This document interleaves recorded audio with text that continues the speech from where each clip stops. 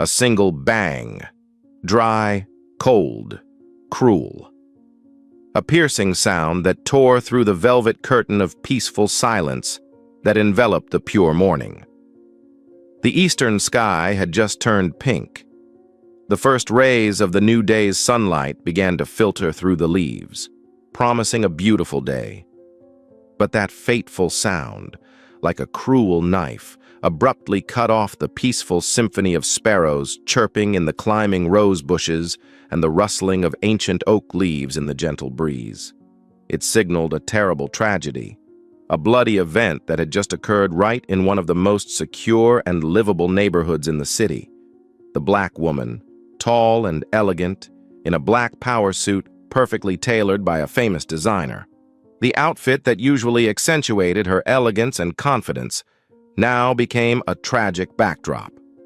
She collapsed on the soft, velvety green grass, right in front of the artistically carved wrought iron gate of the magnificent classical villa that she had worked hard and saved for many years to own. Fresh blood, dark red and hot, began to seep quickly, spreading through the pure white silk shirt worn inside the vest, then spreading into a long streak, a horrifying stain, a haunting image on the lush green background of life, of hope.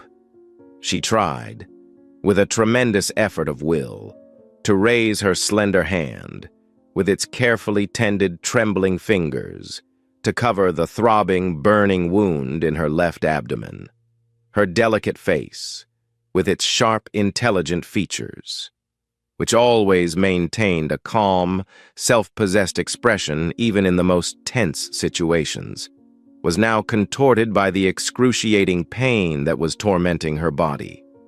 But her large, dark, deep eyes, though slightly blurred by pain and blood loss, did not take their eyes off the policeman who had just coldly, cruelly fired at her.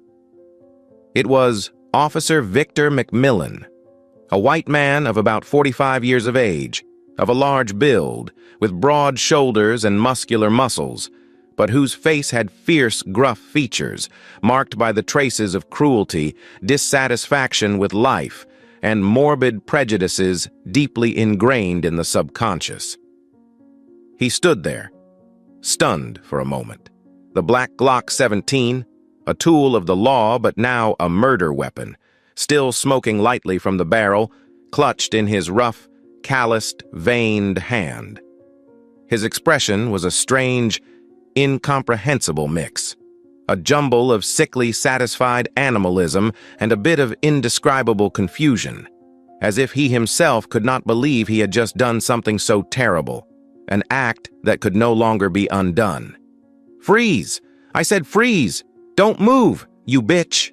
Officer McMillan shouted, his voice hoarse with tension, excitement, and perhaps a vague fear, a belated realization of the dire consequences of his actions, even though the woman before him was clearly incapable of moving or resisting. She lay there, helpless, blood still pouring from her wound. She just looked at him, not saying a word, her lips pressed tightly together, trying to suppress a painful groan that was threatening to burst from her throat. Her breathing became increasingly labored, weak, and urgent. The light in her eyes, the eyes that had always shone with intelligence, determination, and strength, seemed to be slowly fading, sinking into darkness. What could have made this policeman, a man entrusted with the noble responsibility of protecting the lives and property of the people, be able to open fire so cruelly and without reason on a seemingly harmless woman? Unarmed, right in front of her own house, in the middle of a beautiful, peaceful morning. And who is this mysterious woman with a powerful, successful appearance but a fragile fate, lying between the boundary of life and death? Really? And does she have any chance to survive this terrible crisis? Let us, with patience and compassion, unravel the horrifying, bloody truth of that fateful, unjust morning. The woman lying in a pool of blood, fighting for her life every second. Is Lena Hansen, a name that is not unfamiliar, even very important in the U.S. federal law enforcement community. At the age of 40, an age considered ripe in both experience and career, she is a senior supervisory special agent of the U.S. Federal Bureau of Investigation, FBI, one of the rare and youngest female African-American agents to achieve such a powerful and responsible position in an organization that is still heavily influenced by male chauvinism and implicit racial prejudices. She is currently directly in charge of and commands an elite unit, including the best agents, specializing in investigating and combating large-scale organized crime, transnational drug trafficking rings with sophisticated tricks, and even potential terrorist activities that can threaten national security. With her innate, sharp intelligence, excellent logical analysis ability, incredible determination, and extraordinary courage, not afraid of any danger. Supervisory Agent Lena Hansen has directly directed and solved many large and complex cases, bringing a series of dangerous criminals, the bosses of the underworld, to the bar of justice. She is highly respected, admired and trusted by her colleagues in the unit, as well as her superiors in the FBI leadership. She lives alone, after an unsuccessful marriage, in an ancient villa, built in European architecture, very luxurious but not too ostentatious or showy. Nestled in a wealthy, quiet suburban neighborhood with a security system considered the best and most modern in the city. This is her peaceful place to return to after stressful and pressured working hours. That morning, a Tuesday morning, with her work schedule already planned in detail, Supervisory Agent Lena Hansen woke up early as usual, at 5:30. After doing some gentle yoga to warm up her body and mind, she chose a jet black business suit, custom-made from a prestigious tailor on Savile Row, London, during a previous business trip. This outfit, combined with a high-quality ivory silk shirt and elegant black Jimmy Choo heels, further enhanced the look of power, professionalism, and a bit of coldness necessary for a woman who holds state secrets and faces life-and-death decisions on a daily basis. She was about to attend a very important briefing at the FBI headquarters in downtown Chicago, where she was to report in detail on the progress of a major investigation involving an emerging transnational criminal organization that her unit had been tracking and collecting evidence for months, according to her prearranged schedule, and also a habit that had been maintained for many years. Like every other working day, she was standing right in front of the large wrought iron gate, carved with intricate patterns of the villa, waiting for the black Chevrolet Suburban SUV without special license plates. A specialized vehicle of the lower-level special agents to come pick her up at the scheduled time. While waiting for those few minutes, Lena Hansen has a habit of checking important and urgent work messages and emails on her highly secured mobile phone. Or sometimes she will quickly skim through a few pages of confidential documents related to the content of the upcoming meeting, to ensure that she is well prepared. Her high concentration on work, carefulness, and meticulousness in even the smallest details are some of the important qualities that have helped her achieve outstanding success in this challenging and dangerous career. At the same time, not far away, Officer Victor McMillan, a patrolman on the staff of the local police department of the county, was also on his early morning shift. McMillan, a white man in his 40s, with a receding blonde head of hair that was beginning to show bald patches and a beer belly that was growing unsightly, was quite a famous figure throughout the department, but not because of his outstanding achievements at work, but because of his hot-tempered, grumpy, conservative temperament, and especially his deep-seated prejudices and racial prejudices against people of color, immigrants, and those he considered outsiders, not belonging here, who dared to live and work in the wealthy, upper-class neighborhoods, which he and those with the same narrow-minded mindset as him considered white people's exclusive territory. He often harassed, made things difficult, and picked on people he did not like without reason, especially those from minority communities. But for some unknown reason, perhaps due to the protection of some superiors with similar ideology, or due to the indifference and lack of responsibility of the Internal Inspection Department, he always escaped strict and appropriate disciplinary measures. As he drove through the quiet, upscale neighborhood of Supervisory Agent Lena Hansen in his rickety old Ford Crown Victoria patrol car, which often made an unpleasant creaking noise like a car about to be driven to a cemetery, Officer McMillan happened to notice her standing alone in front of the gate of one of the largest, most stately, and most expensive mansions in the entire area. In his narrow, shallow, and racist mind, the image of a woman of color, no matter how elegantly dressed, being able to own or even just live in such an expensive, luxurious house was abnormal, irrational, and definitely suspicious. He told himself that there must be something shady and fishy going on here. Maybe she's the mistress of some crime lord, or she's a drug dealer and money launderer herself. Without any hesitation, without any justification or any sign of law violation from Lena, Officer Victor McMillan decided to stop his patrol car right in front of her house, abruptly and impolitely. He even deliberately turned on his red and blue flashing hazard lights unnecessarily, as if preparing to deal with a dangerous, urgent situation. Then, he stepped heavily out of the car, adjusted his worn leather belt that held his gun in handcuffs, and aggressively walked towards Lena Hansen to check the situation. Officer McMillan walked quickly, with heavy, arrogant steps, toward Lena Hansen, his right hand still habitually resting lightly on the butt of the Glock pistol at his hip, an act intended to show off and intimidate the opponent. "Hey, lady, what the hell are you doing here at this hour? Why are you hanging around in front of someone's house?" he asked, his voice rough, gruff, without the slightest courtesy, as if he were talking to a criminal. Lena Hansen, though a little surprised and uncomfortable by the sudden appearance and the unusual disrespectful attitude of this police officer, still tried to maintain her usual calm, professional, and polite demeanor. "Good morning, officer," she replied, her voice even and clear, without the slightest trace of fear or hesitation. "I am standing here waiting for my agency car to pick me up for work. And, officer, this is my home." She spoke, her gaze fixed on McMillan's narrowed, searching eyes, a sharp, penetrating, unabashed stare. Officer McMillan curled one corner of his mouth into a smirk of disbelief and contempt. "Your house? Do you think I'm some kind of fool who would believe your blatant lies?" he said, his voice full of mockery and defiance.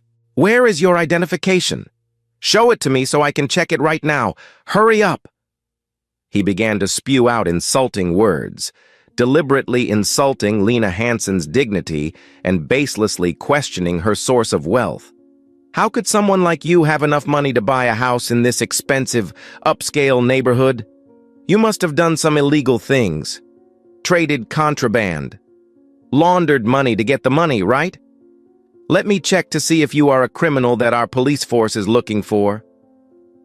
Lena Hansen began to feel the annoyance and even a little bit of genuine anger rising inside her at Officer Victor McMillan's arrogant, unreasonable attitude and blatantly racist, unacceptable words. She took a deep breath, trying to control the emotions that were beginning to rise. "Officer," she said, her voice surprisingly calm but now much firmer and more stern, "I request that you speak to me respectfully, in the manner expected of a law enforcement officer. And could you please tell me the specific reason for this search? Have I violated any city or state laws?" Lena Hansen's calmness, confidence, and completely legitimate and lawful demands made Officer Victor McMillan even angrier and more out of control than ever. He felt that his authority, an authority he considered absolute over the weak, the colored people, was being challenged and openly disrespected by a black woman. That was an unacceptable humiliation for a man with a sick ego and deep-seated racist prejudices like him. "You dare lecture me again, you bitch!" Officer McMillan roared like a wounded animal, his face red with anger, veins bulging on his temples. He began to blatantly and baselessly accuse Lena of having a suspicious appearance. Exactly like a dangerous criminal, especially a drug trafficker, who is wanted by the federal police nationwide. Lena Hansen. Realizing that the situation could become much more dangerous if she continued to argue with an angry, abusive, and unpredictable person like Officer McMillan, tried to keep a safe distance and said firmly and clearly, "Officer, I repeat, I have not done anything wrong. If you continue to have such insulting, disrespectful, and slanderous actions and words, I will be forced to use my civil rights to call my personal attorney or report this incident directly to your superiors, even the city police chief, for your improper work attitude and signs of abuse of power." It was Lena's threat to report to her superiors that was the last straw, adding fuel to the fire of anger that was already burning fiercely in Officer McMillan's heart. He thought that Lena was deliberately stubbornly resisting, challenging his absolute authority, and possibly intending to run away to avoid being checked, although in reality, she had not made any suspicious actions or had any intention of running away. Without a moment's thought, without any consideration of the serious consequences that could occur, he suddenly, with an incredibly agile movement for a man of his size, pulled his Glock 17 pistol out of the holster on his hip, skillfully loaded it, and pointed the black, cold, deadly barrel straight at Lena Hansen. "Freeze! I told you to freeze! Put your hands above your head right now! If you dare move a finger, I will blow your brains out!" he shouted, his voice full of menace and brutality. Lena Hansen was stunned, shocked, unable to believe her eyes at Officer McMillan's reckless, and dangerous act of drawing his gun. Her heart was beating faster than ever. A sense of insecurity, a sense of imminent danger began to invade her entire mind. But with the extraordinary courage of an experienced FBI agent who had faced life-and-death situations, she still tried to maintain as much calm as possible in that situation. She slowly, very slowly, raised her hands above her head, as he requested, to show him that she had absolutely no intention of resisting. "Officer, please calm down," she said, her voice trying to sound gentle and cooperative. "I have no weapon, and I have no intention of resisting or running away. We can resolve everything peacefully, according to the law." However, Officer Victor McMillan, in a fit of rage and completely dominated by blind prejudices, distorted thoughts about skin color and race, completely misunderstood a very small, almost unconscious movement of Lena Hansen. Perhaps, in that extremely tense moment, she intended to reach into her work jacket pocket to take out her cell phone, with the intention of secretly calling her subordinate agents, who were on their way to pick her up, to inform them of the dangerous situation she was in.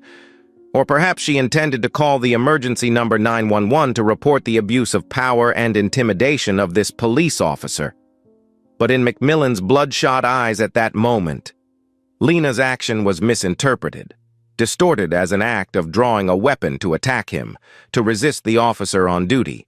Or, another possibility, a much more horrible and frightening possibility, is that he deliberately opened fire, not for the legitimate purpose of self-defense, but out of sick hatred, because he wanted to teach this insolent black woman who dared to disrespect the police a lesson she would never forget. Because he wanted to assert his sick, distorted authority. Because he wanted to satisfy the brutal animal instincts that were rising inside him. The gunshot rang out suddenly and sharply, tearing apart the quiet, peaceful atmosphere of the early morning. The ill-fated bullet, fired from the barrel of a man who was supposed to be a law enforcement officer, but was actually a criminal in police uniform, had mercilessly penetrated the left side of Supervisory Agent Lena Hansen's abdomen.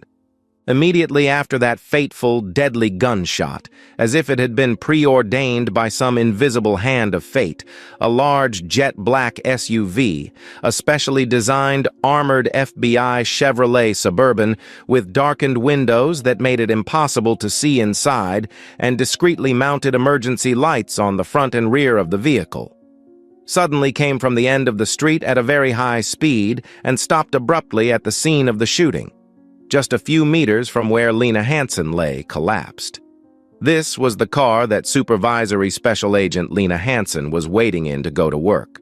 The car door was flung open with a loud, decisive sound, and 3 or 4 FBI agents in plain clothes, all fully armed with modern personal weapons, high-level bulletproof vests hidden discreetly under their outer coats, quickly rushed out of the car with extremely professional, practiced, and alert movements, like cheetahs hunting their prey. They immediately realized the extremely dangerous and serious situation unfolding before their eyes. Their respected boss, Supervisory Special Agent Lena Hansen, one of the most talented leaders of the Chicago FBI office, was lying in a pool of blood that was spreading rapidly, and a local police officer, Officer Victor McMillan, was still holding the gun that had just been fired in his hand, pointing it at the victim with a murderous look on his face. "FBI, federal police, stand still. Drop your gun immediately. Put your hands on your head." The young Agent Carter, who was in command of the escort group that day, shouted loudly, his voice full of anger, authority, and no hesitation. At the same time, he and his teammates, who had been trained to deal with the most dangerous situations, quickly spread out in tactical formation, surrounding Officer McMillan from different directions, all pointing their standard FBI Sig Sauer P226 pistols at him, their fingers on the triggers, ready to fire in response if he made any move to resist or run away. Agent Carter and another female agent on the team, Agent Davies, who was also a field medic, rushed to Supervisory Agent Lena Hansen's side, trying to perform emergency first aid on the spot to stop the bleeding and save her life. "Sir! Sir Hansen! Someone! Call an ambulance immediately! Report to headquarters! A senior FBI agent has been shot! Request medical assistance and secure the scene immediately!" Agent Carter shouted into the radio attached to his lapel, his voice filled with panic, anxiety, and an uncontrollable anger towards the perpetrator of this crime. Officer Victor McMillan stood rooted to the spot, frozen in place, his ears ringing from the FBI agent's powerful shouts and the distant sirens of ambulances and police cars, growing closer and closer. "Chief! Hansen! FBI! Federal agents!" He looked at the woman lying motionless in a pool of blood, then blankly, bewilderedly at the FBI agents with murderous looks on their faces, guns drawn, pointed straight at him. A feeling of horror, a chill that went to the bone, ran down his spine. Who had he just shot? A supervisory agent of the Federal Bureau of Investigation? Someone with power that he, a lowly local cop, could never imagine, never dream of coming into contact with, let alone confronting.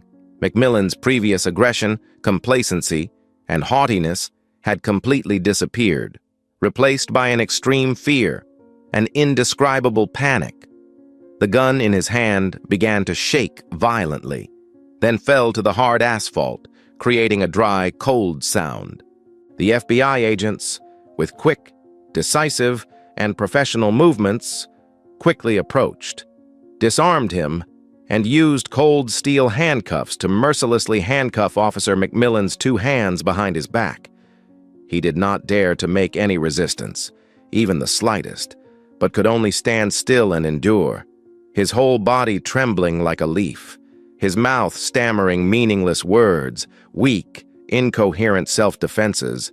I don't know. I didn't mean it. I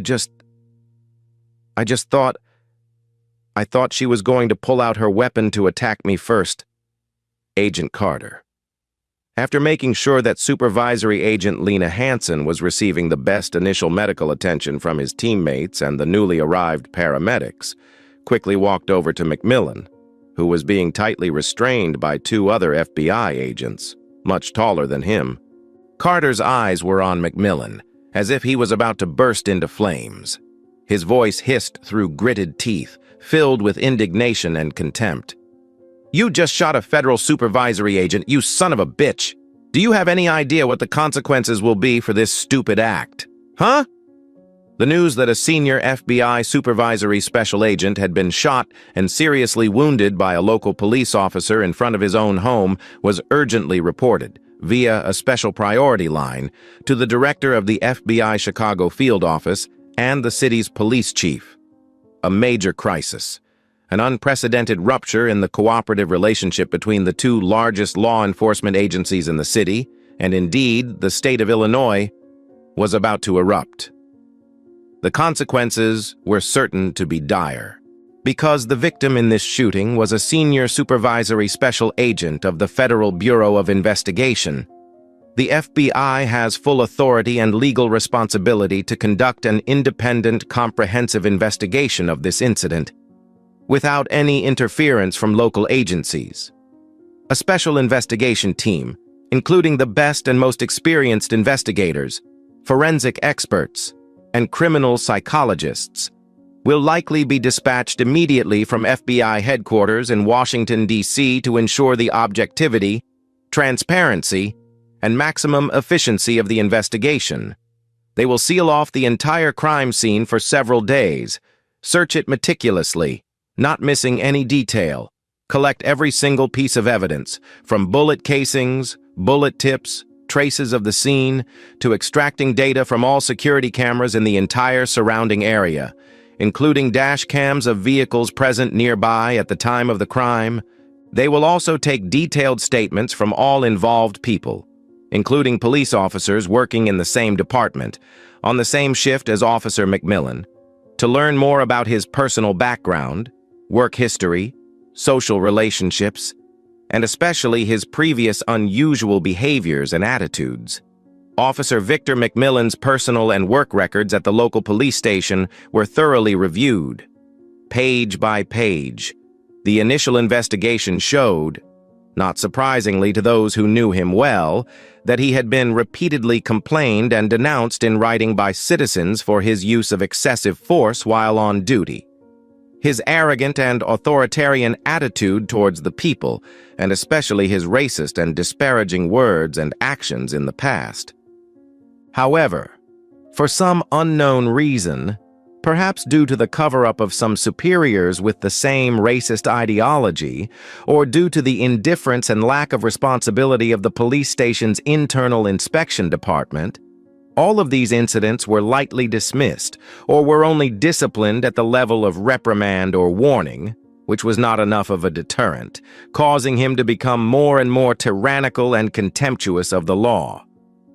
The FBI, with its position and power as a leading federal investigative agency, will put enormous pressure, a pressure that cannot be underestimated, on the board of directors of the local police department, demanding full cooperation, providing all relevant information and documents, and ensuring absolute transparency throughout the investigation of the case. The city's police chief, facing the risk of a major scandal that could completely destroy the reputation of the entire city police force and a serious, irreparable rift in the already fragile cooperative relationship with the FBI, is forced to publicly pledge to the public and the media that he will handle this case in the strictest, fairest manner, without any cover-up or tolerance for the misconduct and brutality of Officer Victor McMillan. Supervisory Special Agent Lena Hansen, after being rushed to the hospital in critical condition and undergoing a complex, stressful surgery that lasted for several hours to remove the bullet from her abdomen and treat serious damage to her internal organs, was fortunate to overcome the critical condition thanks to the utmost efforts of the best medical team. Although still very weak, having to stay in the hospital's intensive care unit for a long time, under the strict 24/7 protection of her FBI colleagues, but as soon as she regained consciousness and was able to communicate, she provided an extremely detailed, accurate, logical, and convincing statement about the entire development of the horrific incident she had just experienced. Her experience and astuteness as a veteran FBI supervisor who had been in countless dangerous situations enabled her to recall with astonishing detail every single vitriolic word, every arrogant gesture, every brutal act of Officer Victor McMillan. In doing so, she exposed with unmistakable clarity the pathological racism, the blatant abuse of power, and the needless, inhuman violence. She was also able, while lying in a hospital bed and enduring constant pain, to remotely direct certain aspects of the investigation through her assistants and subordinates to ensure that the investigation was on track and that no clue or evidence that could incriminate McMillan was overlooked. Officer Victor McMillan was immediately detained after the crime in a high-security prison to serve the investigation and prevent the possibility of him escaping or colluding with other subjects.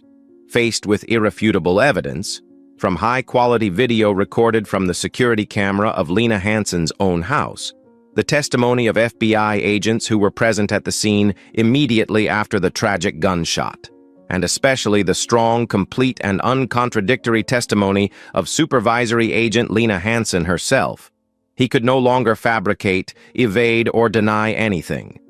He was completely cornered, with no way out. McMillan's court-appointed defense attorney, after carefully reviewing the entire case file and the evidence presented by the prosecution, also had to shake his head and admit that his client's situation was extremely disadvantageous. With almost no chance of escaping the crime or having his sentence significantly reduced, the evidence was too clear, and McMillan's crimes were unforgivable. Finally, after a thorough and meticulous investigation and evidence collection process lasting nearly 2 months, the federal prosecutor's office has officially decided to prosecute Officer Victor McMillan in federal court with a series of the most serious charges, including intentionally causing serious injury with a military weapon while performing official duties with the aggravating circumstance of endangering the victim's life, abusing his position and power while performing official duties, causing particularly serious consequences, and seriously violating the civil rights of citizens as stipulated in the Constitution, due to clearly and intentionally racist behavior. The trial of Officer Victor McMillan took place under the special attention of the public and the media nationwide as well as internationally. The incriminating evidence, including security camera video recording the entire incident clearly, the testimony of witnesses at the scene, and especially the emotional but also extremely strong and convincing testimony of Supervisory Agent Lena Hansen, who had to sit in a wheelchair with injuries that were not yet fully recovered, to appear in court to testify, facing the man who almost took her life, was presented in an extremely convincing manner before the jury. After many days of intense trial, with heated debates between the prosecution and defense attorneys, along with a thorough, lengthy, and thoughtful deliberation process, the 12-member jury unanimously declared Officer Victor McMillan guilty of all charges brought by the prosecution. At the sentencing hearing a week later, in a courtroom packed with spectators and reporters from around the world, the presiding judge, a man known for his severity and fairness, after carefully and comprehensively reviewing the entire case file, assessing the brutal, gratuitous, inhumane, and unacceptable nature of the crime, as well as the serious, long-term physical and mental consequences that the defendant had caused to the victim, a colleague in the law enforcement industry, imposed an extremely severe sentence, highly deterrent and supported by public opinion. Former police officer Victor McMillan was sentenced to 28 years in prison, a sentence that is considered completely appropriate, accurately reflecting the seriousness of the crime he committed and also a strong, resolute warning to those who intend to abuse power, trample on the law and the dignity of others. In addition to the lengthy prison sentence, which will last for most of his life, Victor McMillan was ordered by a federal court to pay Supervisory Special Agent Lena Hansen $350,000 in restitution for her severe physical injuries, including all costs of surgery, inpatient and outpatient treatment, and rehabilitation costs that will last for years to come, severe and irreparable mental injuries, and medical and legal expenses that she incurred during the investigation and prosecution. He was also permanently dismissed from the police force by the police department's disciplinary board, losing all benefits, including pensions and other benefits. The case of Supervisory Special Agent Lena Hansen and former officer Victor McMillan became a classic case, an unforgettable and costly lesson, a powerful and profound wake-up call about the abuse of power, brutality, and racism that still persists, like a malignant cancer, in a significant portion of law enforcement across the country. This case prompted further social debate, peaceful but powerful protests, and ultimately led to stronger and more substantial commitments to reforms in the recruitment, training, internal supervision, and disciplinary actions of police officers across the country. In order to build a truly clean, strong law enforcement force that serves the people and upholds the rule of law, Supervisory Special Agent Lena Hansen, after a long and difficult period of treatment and rehabilitation, with physical pain and mental trauma that is not easy to heal, bravely and resiliently returned to the job she loved and was passionate about at the FBI, with a determination and a will that was even greater and stronger than before. She has become a living symbol of resilience, extraordinary courage, uncompromising fighting spirit, and the relentless fight against injustice, violence, and abuse of power. The long scar, fading over the years on her abdomen, will forever be a painful testament to the dangers and risks of the profession she chose. But at the same time, it is also a symbol of strong life, of the will to constantly strive, and of the steadfast belief that justice will eventually prevail, even if it has to pay a great price. What do you think of the 28-year prison sentence and $350,000 in restitution awarded to former officer Victor McMillan in this high-profile case? Is it enough to compensate for the severe physical and emotional damage that Supervisory Special Agent Lena Hansen endured, and to serve as a deterrent to others who might consider similar actions? Or should there be more severe punishments? In your opinion, what specific and practical measures need to be implemented more resolutely by the authorities, legislators, and the whole society to more effectively prevent racism and abuse of power in law enforcement agencies, in order to build a truly fair, safe, and livable society for everyone, regardless of skin color or origin? What emotions, thoughts, and deep concerns does this dramatic and tragic story evoke in you about the fragility of personal safety, even in places that seem to be the safest and most civilized, and your belief in a truly fair, impartial justice system, not dominated by false prejudices and always on the side of the weak? The victims of injustice?